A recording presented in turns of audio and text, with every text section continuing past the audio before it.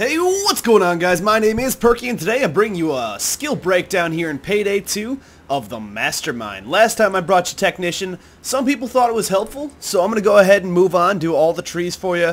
Hopefully this helps you guys out. Now, the main thing you want to focus on here with the Mastermind skill tree is that what you're doing is helping the team. Now, that's the main focus here.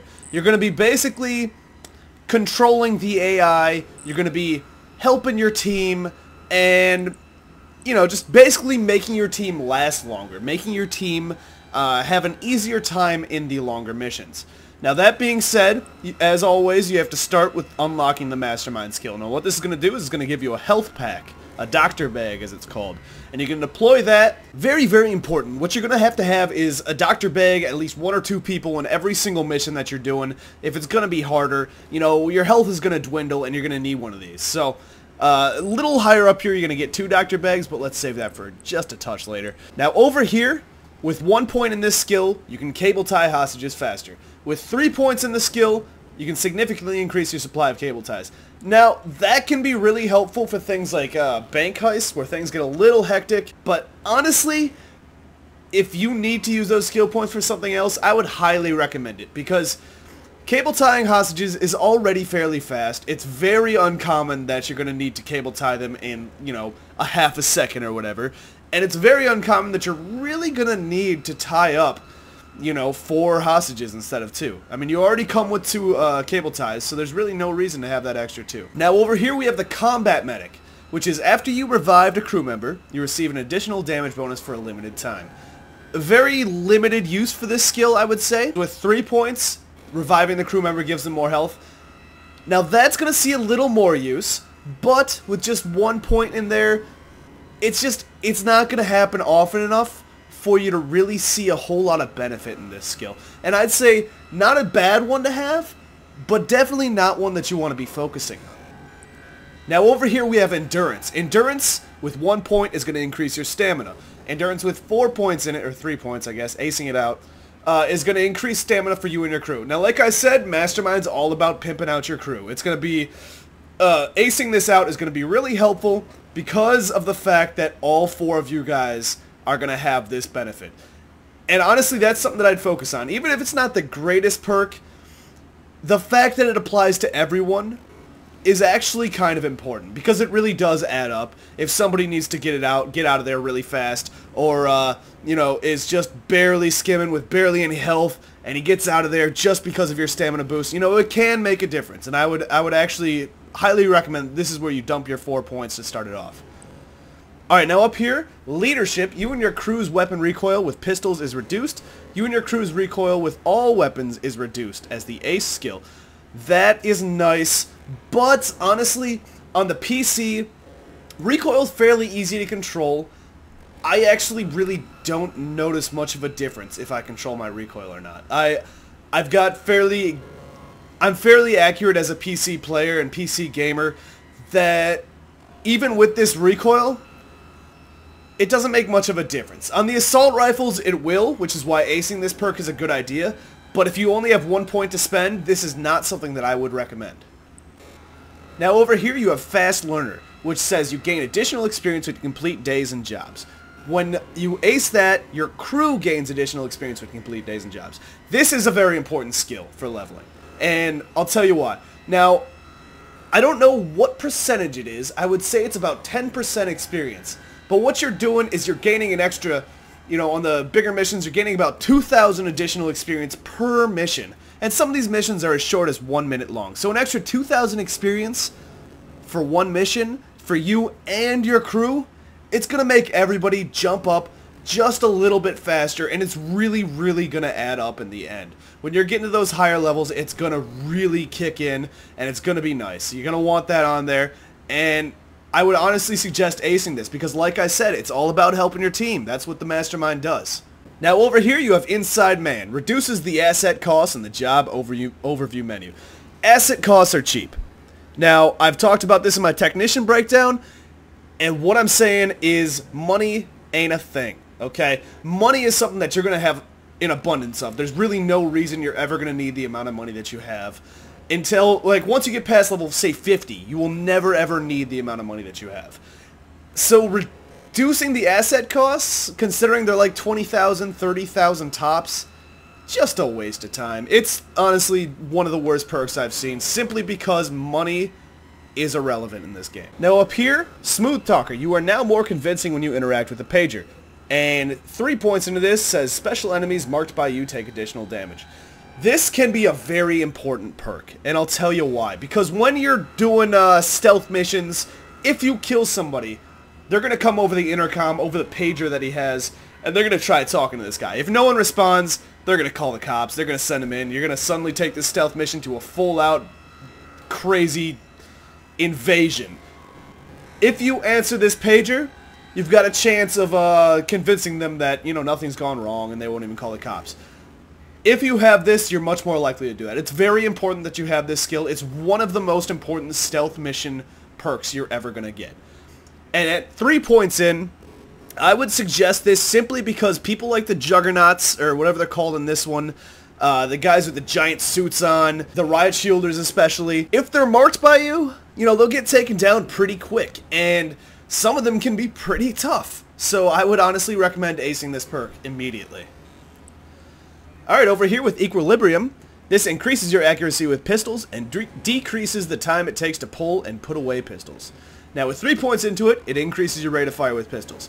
I'm not a very fast clicker, so acing this perk wouldn't do a whole lot for me. But putting 1 point into this would actually make a big difference. Because I've noticed a lot of times, I'll point my gun at somebody's head, pull the trigger, and nothing hits. You know, I will go full auto on a guy and have maybe 3 bullets hit. That's just because of the way this game works with accuracy. So improving your accuracy in every way possible is always fantastic. And with pistols it's a little different because they're fairly accurate, but I think for 1 point, it's probably worth it. Now over here, Dominator. With 1 point, you can now intimidate a non-special enemy. Less well-trained enemies are easier to intimidate. With 3 points, the power and range of your intimidation is increased. This isn't awful. I've seen a lot of my buddies use this, but I would say it very rarely works. Sometimes you'll get lucky, but if you're ever on a stealth mission, you can blow that entire mission just by using this perk. So it's one of those things where it's kind of like a give and take. You know, there's times where it's awesome because you can have a SWAT guy fighting for you when you move up here to the Joker. But I would say use it in moderation. Now, speaking of Joker, we're moving on up here. This requires 4 points for the basic perk. You can now convert a non-special enemy to fight on your side. The enemy must have surrendered in order for you to convert it. Which is, of course, that means that you need to have Dominator in order to do that. Once they're intimidated, they've surrendered, they put their hands up and put their gun down. Once they've done that, you can use the Joker to actually convert them to your team. One of the problems that I've noticed about this is a lot of my teammates will always shoot that guy. I know for a fact that if there's a body with nearby a gun with armor on, I'm pulling the trigger. Enough said. And I do that all the time. A lot of my buddies run Mastermind, and they'll try to convert a guy, and I'll just light him up. And I don't mean to, but you'll run into that very often. So that's something that you want to be careful for. Still a good perk to have, these 2 perks here. But be careful that you're rolling with the right teammates. But with 8 points into this, the converted enemy gains more health and deals additional damage. If you're running with this skill tree, obviously very important that you use that. Alright, now we go to Combat Doctor. Like I said earlier, you can now place 2 Doctor Bags instead of just 1, and for 8 points, your Doctor Bags have additional charges. Like I said, man, Mastermind's all about helping your team. This is obviously a very good perk to have. I would probably prioritize this over a lot of the perks on this tree, just because Doctor Bags are so useful. Now over here, Stockholm Syndrome. Nearby civilians have a chance of reviving you if you interact with them. With 8 points into it, civilians reviving you may give you ammunition. Absolutely worthless. This perk is so worthless, it's not even funny. Putting 12 points into this perk to ace this would be honestly one of the stupidest decisions I think you've ever made. It's just, the chance is very small. The amount of times that you'll have civilians nearby to revive you, also very small. And in very unique situations, this is going to be a fantastic perk. Very unique situations. That unique situation doesn't happen often enough. All right, man. This is just not a perk that you want to get. Not worth the skill points. Use it if you want. Really unlikely that it's going to help you. Now up here, Black Marketeer. This one reduces the cost of all your purchases. 8 points to do it further reduces the cost of all your purchases. Selling items is now more lucrative as well. Like I said so many times, money is useless.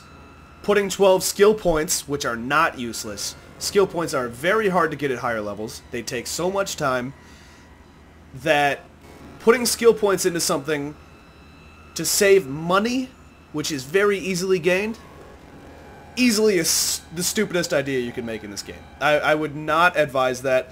Clearly one of the worst perks in this entire skill tree. Alright, now Gunslinger here.